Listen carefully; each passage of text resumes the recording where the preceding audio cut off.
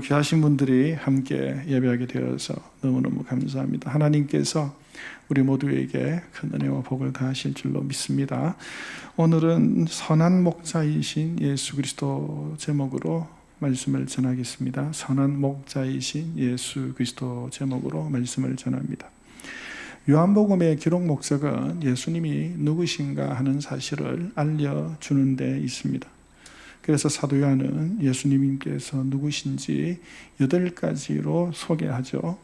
요한복음에는 아주 특징적인 단어가 에고 에이미라고 하는 단어입니다. 모두 8차례 나옵니다.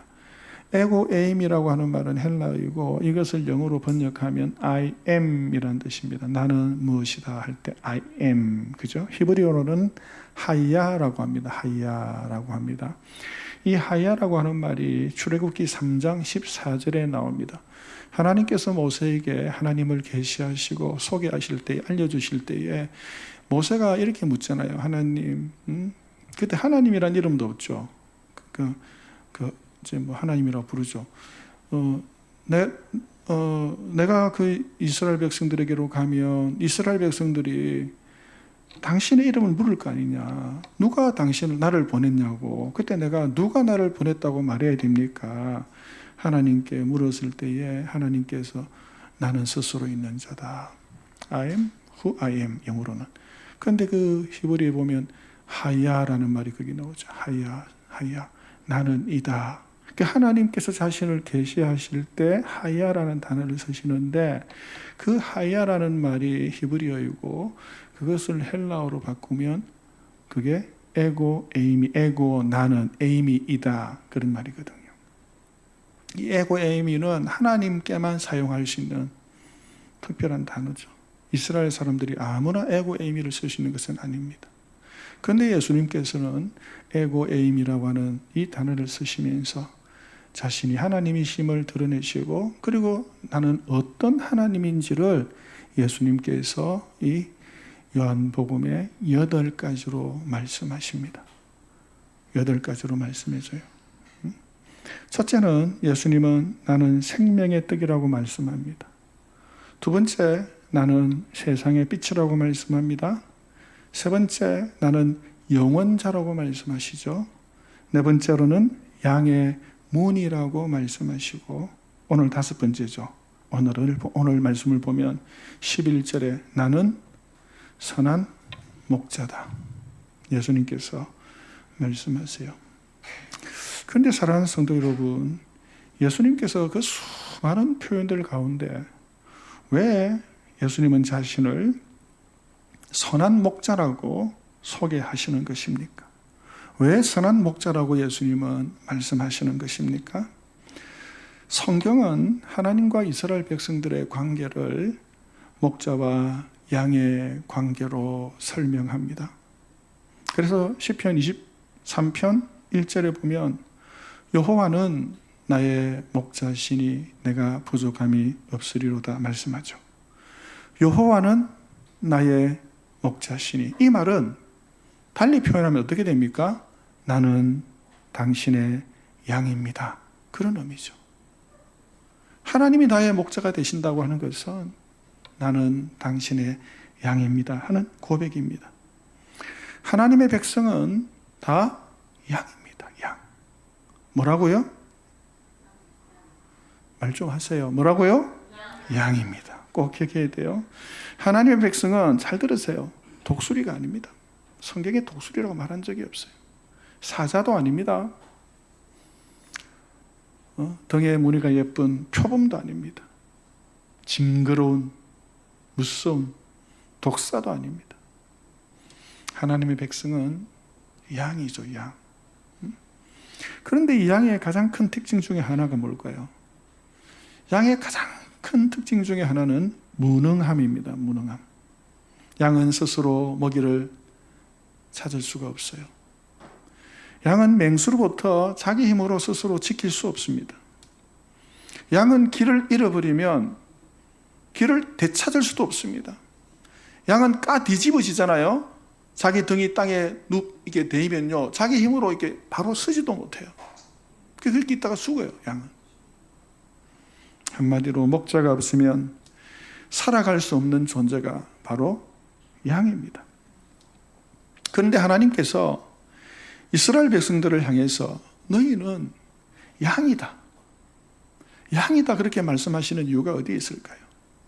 너희는 나, 하나님 없이는 살아갈 수 없는 존재다 하는 사실을 하나님은 이스라엘 백성들에게 계속해서 알려주시는 거예요. 너희는 내가 없이는 살아갈 수 없다.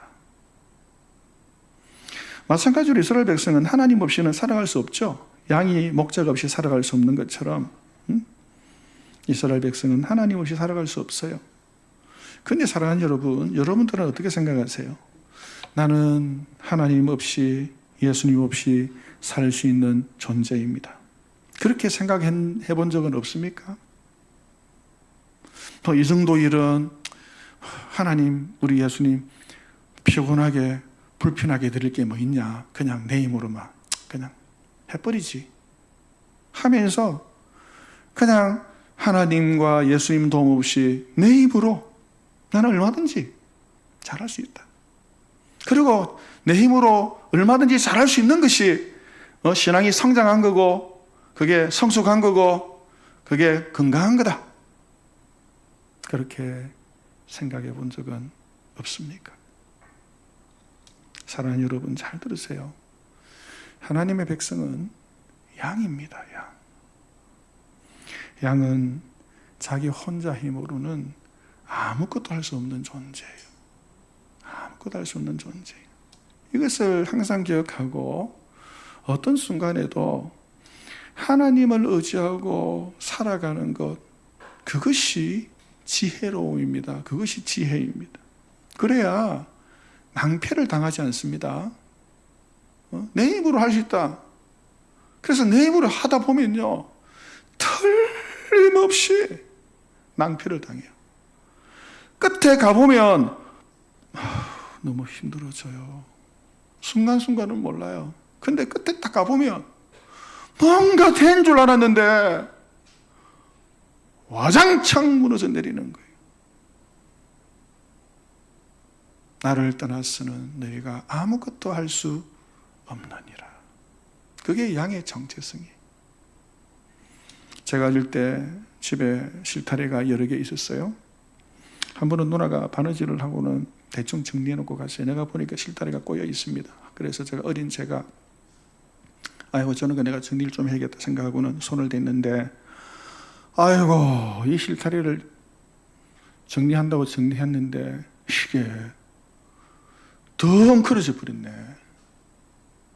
그래가지고 막 끝을 잡아가지고 막 하는데요, 이게 얼마나 복잡하든지 억만장자이 되었어요. 우리 할머니가 오시고 보더니 뒤통수를 때리면서 그걸 만다고 손을 대가지고 지금 일어났냐면서 돌아! 그래도 돌아. 그랬어요.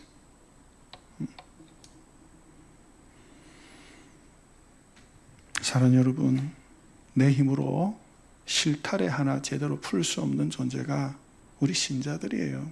그게 양입니다. 양. 내 힘으로, 내 혼자 힘으로 뭔가 할 수 있을 거다 착각하지 마세요. 착각이. 그래서 우리 신자는 우리 삶 속에 제일 소중하게 여겨야 될 게 뭐냐? 목자예요. 목자. 우리가 양이기 때문에 목자를 소중히 여기고 늘 목자가 어디 있는지를 이렇게 찾으면서 목자와 눈을 맞추고 목자의 음성에 귀를 기울이고 목자의 인도를 따라 살아가는 것, 이것이 제일 중요한데, 이게 뭐예요? 이게 기도 생활하는 거, 기도 생활. 이게 성경 읽는 생활이에요. 성경 읽는 것. 그리고 주일이 되면 예배당에 와서 예배 드리는 것입니다. 그 말씀과 기도와 예배가 그 목자를 따라가는 삶의 기초 중의 기초예요. 오늘 귀한 주일 참으로 잘 나오셨습니다. 휴가 시즌이 되고 날씨가 무더워서 사람들이 다 떠나고, 그런데 오늘 귀한 주일 하나님께 드려야 될 예배의 시간인 것을 알고 예배자의 자리에 나오신 여러분들, 우리 하나님께서 기억하시고 기뻐하시고 풍성한 은혜와 복으로 여러분 삶 속에 이번 한 주간에도 충만하게 채워주실 줄로 믿습니다. 우리 옆 사람과 한 번 더 인사합시다. 참으로 잘 나오셨습니다. 당신은 복된 분이십니다. 예, 오늘 복된 분들만 나오셨는데 너무너무 잘 나오셨어요. 자, 그러면 예수님께서 자신을 선한 목자라고 말씀하신 데에는 어떤 의미가 담겨 있을까요? 첫째로, 선한 목자는 양을 끝까지 책임집니다. 선한 목자는 양을 끝까지 책임집니다. 오늘 11절, 12절에 보면 예수님께서는 선한 목자와 싹꾼을 비교하십니다. 싹꾼은 목자가 아니요 양도 제 양이 아니라 이리가 오는 것을 보면 양을 버리고 달아나니 달아나는 것은 그가 싹꾼인 까닭에 양을 돌보지 아니함이나 말씀합니다. 예수님은 선한 목자와 싹꾼을 비교합니다. 여러분, 이 선한 목자와 싹꾼의 결정적 차이가 뭘까요?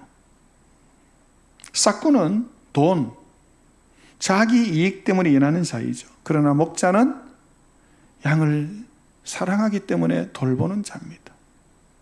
그래서 위험이 오면 싹꾼은 자기가 소중하기 때문에, 자기 자신이 소중하기 때문에 양을 쳐다보지도 않고 그냥 버려버립니다. 그러나 선한 목자는 제일 먼저 양부터 챙기죠. 그리고 그 어떤 위험 앞에서도 양을 버리지 않습니다. 끝까지 양 곁을 지킵니다. 그래서 11절에 선한 목자는 양들을 위하여 목숨을 버리거니와 말씀합니다. 한마디로 선한 목자는 자신의 양을 끝까지 책임진다. 책임진다. 1597년 정묘제란 원균의 7천량 해전 이후에 조선 수군은 완전히 전멸합니다. 남은 배가 겨우 12척이었습니다.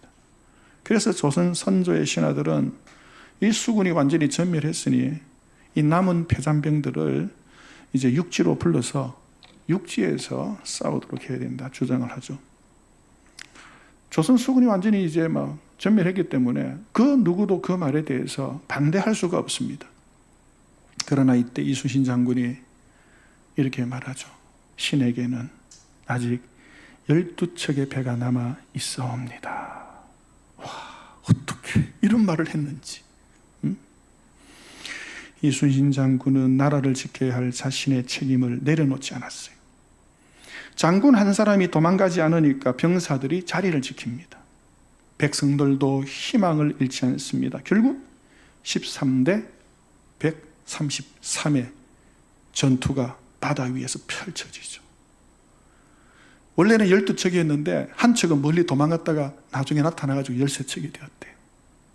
13대 133. 그 유명한 명랑대첩이 거기에서 일어난 것이죠. 역사는 이 승리를 병력의 승리가 아니라 끝까지 책임을 포기하지 않은 한 사람의 승리다. 그렇게 기록에 남깁니다. 오늘 우리가 사는 이 세상은 책임을 다하는 사람을 찾아보기가 쉽지 않습니다. 그런데 우리 예수님은 어떤 분이십니까? 우리 예수님은 책임을 다하시는 분이십니다. 예수님께서 맡으신 그 책임이 뭘까요? 그것은 양을 지키고 보호하는 일입니다. 그 목자의 일입니다. 시편 121편 4절에 이스라엘을 지키시는 이는 졸지도 아니하시고 주무시지도 아니하시리로다 말합니다. 시편 121편 7절 8절에 여호와께서 너를 지켜 모든 환난을 면하게 하시며 또 내 영혼을 지키시리로다.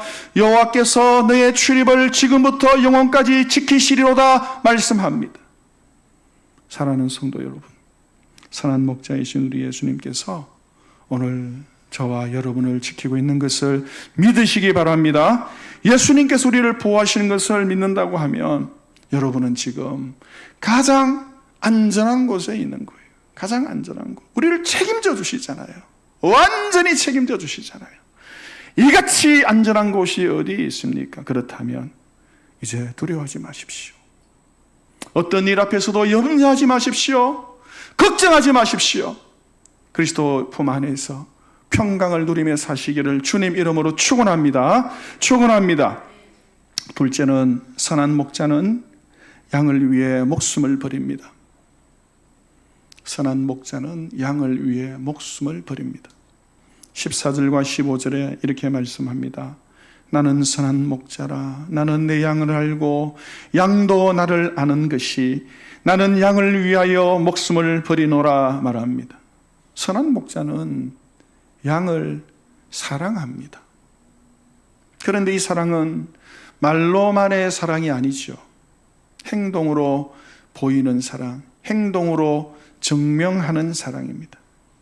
예수님은 내가 너희를 사랑한다 그 말만 하지 않습니다. 이런 사랑은 거짓말일 경우가 많아요. 그죠? 진실된 사랑은 행동으로 나타나죠.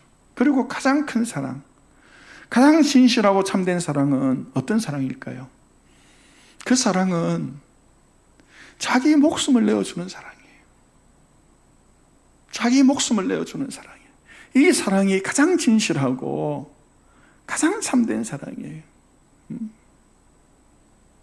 자기 목숨을 내어주는 사랑.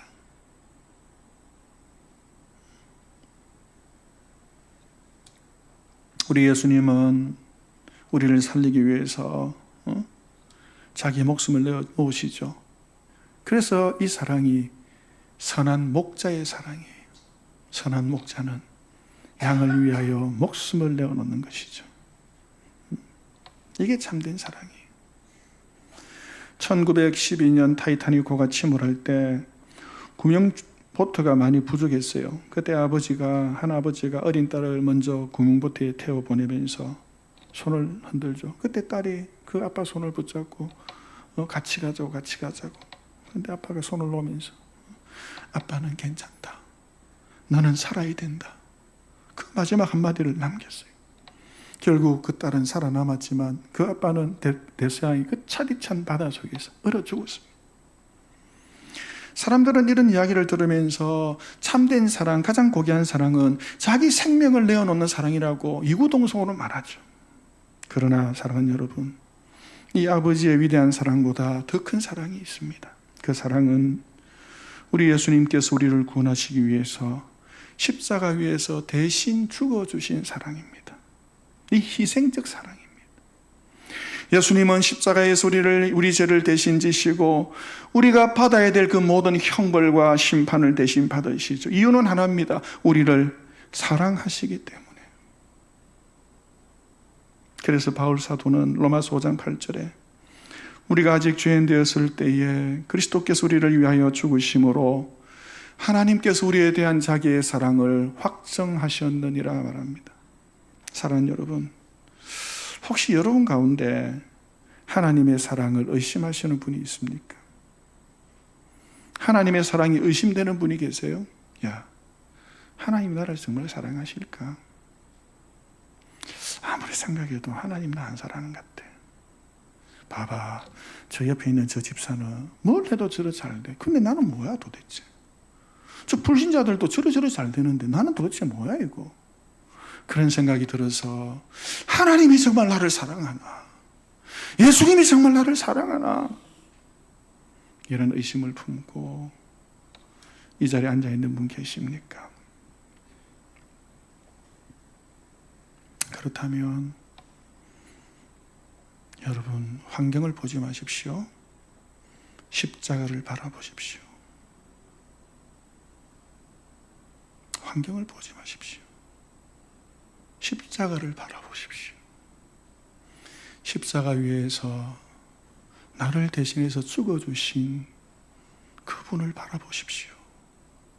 그분이 나를 사랑해서, 그 예수님이 나를 사랑해서 십자가 위에서 죽으셨어요. 예수님의 생명을 내주셨단 말이죠. 선한 목자는 양을 위해 목숨을 버립니다. 우리를 향한 주님의 그 사랑은 말이 아니라 십자가로 증명되었습니다. 그러므로 여러분은 어떤 삶, 어떤 어려움, 어떤 힘든 상황 가운데 있다 할지라도 하나님이 나를 사랑한다고 하는 그 사랑은 절대 의심하지 마세요. 의심할 대상이 아니에요. 그거는 여러분, 누군가가 여러분을 위해서 죽었다 하면 그 사람의 그 희생과 그 고귀한 그 사랑을 의심할 수 있습니까? 그 사랑을 의심한다고 하는 것은 모독 중에 모독이요 모욕 중에 모욕입니다. 어떻게 그 사랑과 그 희생을 의심할 수 있단 말이에요? 십자가를 바라보십시오. 십자가를 바라보십시오. 상황이 아닙니다. 그러면 하나님이 나를 얼마나 사랑하는지 우리가 알 수 있는 것이죠. 이분이 바로 선한 목자입니다. 선한 목자. 우리 옆 사람에 이렇게 한번 이야기합시다. 예수님께서 당신을 살리기 위해 죽으셨습니다. 시작. 예수님께서 당신을 살리기 위해 죽었습니다. 예수님의 사랑을 의심하지 맙시다. 아멘. 여러분, 예수님의 사랑을 의심하지 마세요. 하나님이 나를 사랑한다고 하는 그 사랑 절대 의심하지 마세요. 우리가 하나님의 사랑을 확신하면요, 그 사람의 삶 가운데 뭐가 나타나느냐? 담대함이 있습니다. 두려움이 사라져요. 이런 말이 있죠. 똥 깨도 자기 집 앞에서는 50% 먹고 간다는 말이 있어요. 왜 그럴까요? 그 똥 깨는 사랑받는단 말이 중요한데, 사랑받는 자는요 두려움이 없습니다. 왜 사람이 두려움이 생기느냐? 사랑받지 못해서 그래요. 우리 자녀들을 사랑으로 키워야 됩니다. 사랑받는 그 자녀들은요 학교 가잖아요, 두려워하지 않습니다. 담대합니다. 우리가 하나님의 사랑을 확신할 때 세상에 대해서 우리가 담대하게 살아가는 거예요. 왜요? 하나님 나를 사랑하시니까. 셋째는, 선한 목자는 양에게 영원한 생명을 줍니다. 선한 목자는 양에게 영원한 생명을 줍니다. 17절을 보면 예수님께서 이렇게 말씀해요. 내가 내 목숨을 버리는 것은 그것을 내가 다시 얻기 위함이니 이로 말미암아 아버지께서 나를 사랑하시느니라 했습니다. 예수님은 목숨을 버리는 것으로 끝나지 않으십니다. 다시 살아나시죠. 이것이 선한 목자와 세상의 모든 지도자들의 가장 극명한 차이입니다. 결정적인 차이입니다. 세상의 위인들은 모두가 다 어때요? 죽음으로서 끝났습니다. 그러나 우리 예수님은 죽음을 이기시고 부활하시죠. 그래서 선한 목자는 죽음으로 끝나는 목자가 아니고 죽음을 이기고 우리에게 영원한 생명을 주는 목자가 되는 것이죠. 사랑하는 여러분, 오늘 우리가 가장 두려워하는 것이 무엇일까요? 병이 찾아오면 두렵죠. 병. 와, 여러분, 병 그거 남의 일일 때는 별로 안 두렵죠. 그러나 그게 본인 일이 딱 되면요 두렵습니다. 사업이 어려워지고 재정 형편이 어려워지기 시작하면 막 두려움이 찾아오죠. 또 사랑하는 사람과 이별하는 거 참 두려운 일이에요. 그러나 인간이 가진 가장 큰 두려움은 결국 죽음의 공포입니다. 죽음. 세상의 모든 것은 죽음 앞에서 결국 끝이 나요. 돈도 명예도 권세도 죽음을 막아주지 못합니다. 그래서 사람들은 죽음을 생각하면 벌써부터 두려워하는 거예요. 벌써부터 두려워하는 거예요. 그런데 예수님은 우리에게 전혀 다른 소망을 주십니다. 예수님은 죽음을 끝이라고 말한 적이 단 한 번도 없습니다. 예수님은 죽음을 이야기하면서 동시에 부활을 이야기하고, 죽음을 이야기할 때마다 생명에 대한 이야기를 하고, 죽음에 대한 이야기를 할 때마다 영원함에 대한 이야기를 예수님은 하십니다. 미국의 전도자 무디 목사님이 세상을 떠나기 전에 가족들에게 이런 말을 남겼죠.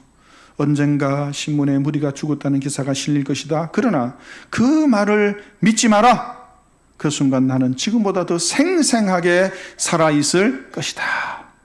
무디는 죽음을 두려워하지 않았습니다. 왜요? 왜요? 예수님께서 죽음을 이기셨기 때문이에요. 그리고 예수님의 부활이 나 자신의 부활이 될 것을 확신했기 때문에 무디는 죽음을 두려워하지 않고 내가 죽었다는 말을 믿지 말라고, 나는 하나님 앞에 예수 그리스도와 함께 영원한 생명을 가지고 지금보다 말할 수 없는 영광 가운데 내가 살고 있을 것이다. 그것을 믿으라. 유언을 남기신 거예요. 사랑하는 성도 여러분, 죽음은 끝이 아닙니다. 예수님은 죽음을 새로운 시작으로 만드셨습니다. 그러므로 죽음 앞에서 주눅들거나 나약해지거나 절망하지 마십시오. 왜 그렇습니까? 요한 1서 5장 11절 12절에 또 증거는 이것이니 하나님이 우리에게 영생을 주신 것과 이 생명이 그의 아들 안에 있는 그것이니라. 아들이 없는 자에게는 아들이 있는 자에게는 생명이 있고 하나님의 아들이 없는 자에게는 생명이 없느니라 말씀합니다. 오늘 우리 모두 속에는 예수님이 주신 영생이 있음을 믿으시기를 축원합니다. 여러분 속에, 제 속에 영생이 이미 들어와 있어요. 영생. 그래서 우리의 마지막은 무덤이 아닙니다. 차디찬 무덤이 아니고 부활입니다. 절망이 아니라 영원한 생명입니다. 선한 목자이신 예수님으로 인해서 영원한 소망 가운데 살아가는 저와 여러분 되시기를 주님 이름으로 축복합니다. 말씀을 정리합니다. 우리는 목자 없이 살 수 없는 양입니다. 그러나 우리에게는 우리를 끝까지 책임져 주시고 목숨을 버려 사랑하시고 영원한 생명을 주시는 선한 목자 예수 그리스도가 계십니다. 선한 목자이신 예수님을 항상 의지함으로 영원한 소망 가운데 살아가는 우리 모두 되시기를 주님 이름으로 축원합니다. 기도하겠습니다.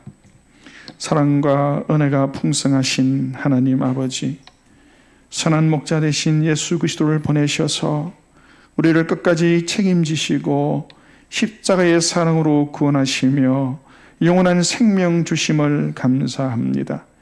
연약한 양과 같은 우리가 언제나 주님의 음성을 따라 기도와 말씀과 예배 가운데 살아가게 하시고 어떤 고난과 환난 속에서도 주님의 사랑과 구원의 소망을 의심하지 않게 하옵소서. 우리의 삶을 선한 목자께 맡기며 예수님 이름으로 기도합니다. 아멘.